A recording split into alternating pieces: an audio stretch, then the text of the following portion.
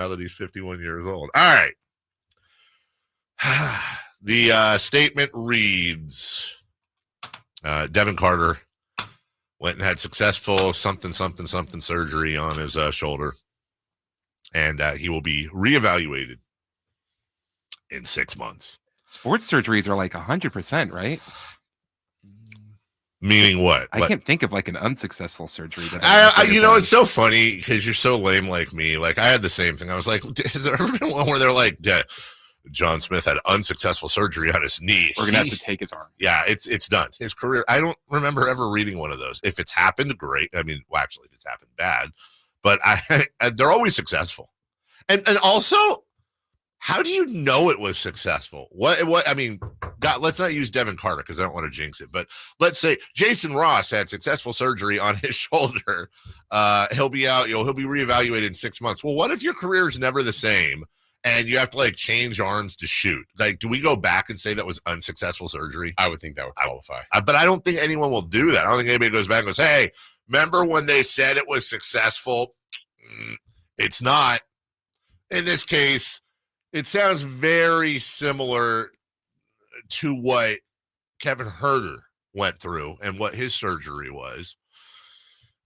and no two people are the same and no two recoveries are the same. But if Devin Carter's out 6 months, I guess the first question is, do you still pick him? If you know in advance, and only Monty's going to know the answer to that, but if you know in advance you're not getting this guy, I understand. Remember, we mentioned Blake Griffin and Ben Simmons and Joel Embiid and Chet Holmgren. Yeah, those were all like number one picks. And, Embiid, who I think was 4. 3, 4. Yeah, I think you're right. So you got 1, 2s, and 3s right there. You're spending a, late lotto pick. And by the way, maybe now we take away some of that rosters and balance stuff. Yeah.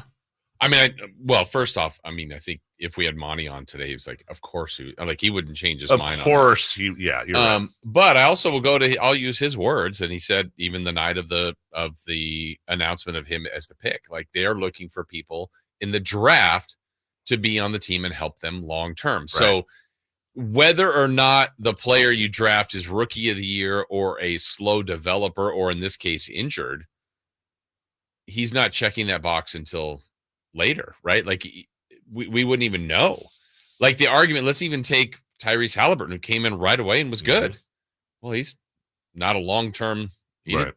He's turned into Sabonis. Right. But the argument would be, well, he's not on this team for 5 years. He was barely on this team. Davion Mitchell wasn't on this team that long. No. Now they played right away and contributed. So I think he looks at the draft in general as a longer-term prospect. Under rookie contract, you would like it to be successful so you get a second contract on the same team. So this injury is irrelevant to that, but it's still it's a negative for Carter. Like he just starts behind. Let's be positive and he comes back early. He's still behind. Let's be negative and he comes back later, misses the whole season. He's still behind. Yeah. And so a team that thinks they're better also thinks he's going to help. You don't have him helping you right now or at the beginning. But I think my long answer for all that is I think he would still take him.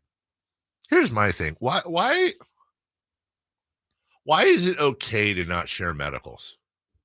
I'm just thinking here for a second. Just going on a side road. Like he's still getting paid his contract for the whole year. Isn't that kind of fraudulent? If you know that you have an injury and by the way, I don't know if this is the case. Let me be clear. I'm not trying to go in on Devin Carter. I'm saying in general, he's far from a lot of players don't share medicals, even if they're healthy. They just don't do it. Yeah. This isn't about Devin Carter.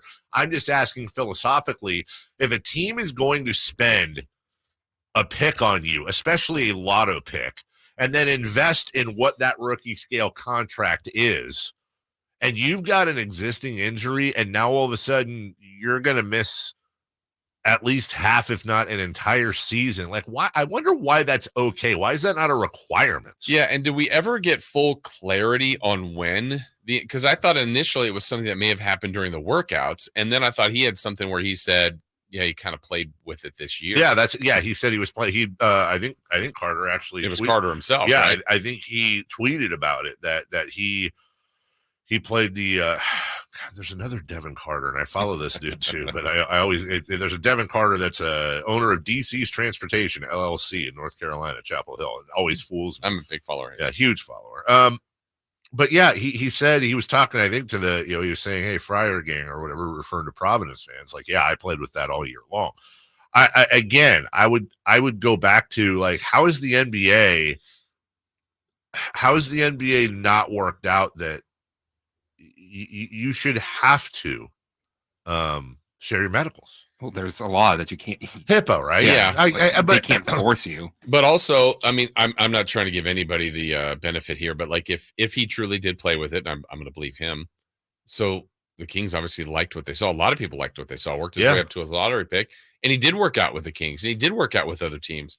So if you see all that and that all looks normal, I'm not saying you hide, because I think they generally test all these things. I get the belief that they were going to do it no matter what.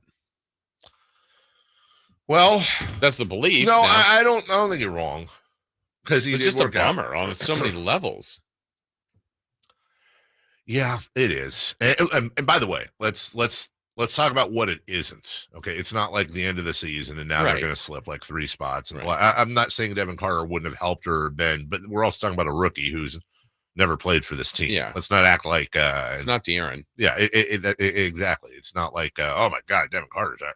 And by the way, Devin Carter might be a future 5-time All-Star, but we don't have that yet. So this isn't like the end of the world. It's just in a vacuum. It's unfortunate. Now, at the same time, we'll talk about this at 7:13.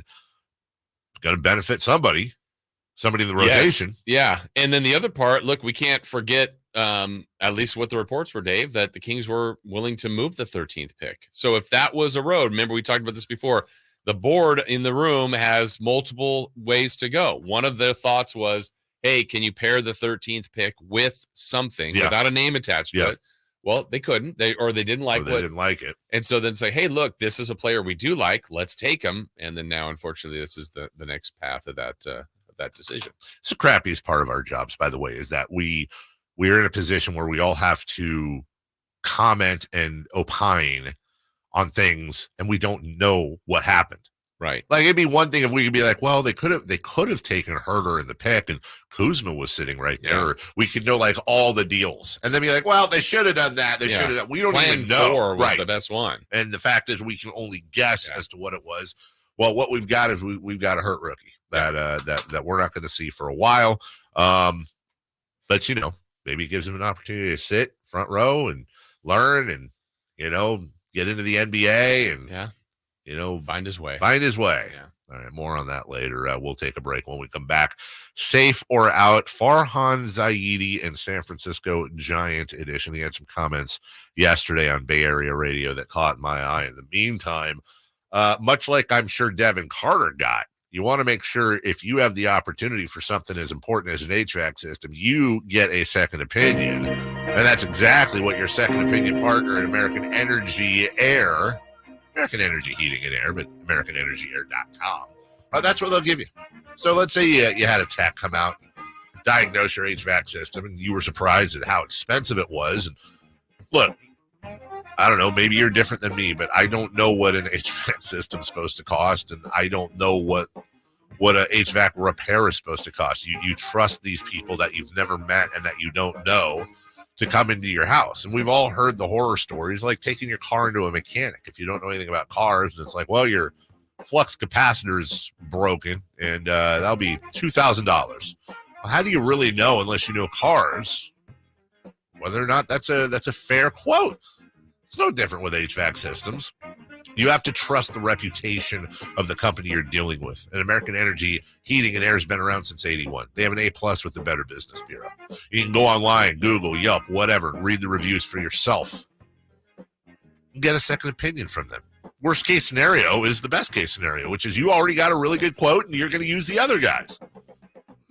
But give these guys a chance to beat it and save you a little bit of money. 916-520-9990. That's 916-520-9990. American Energy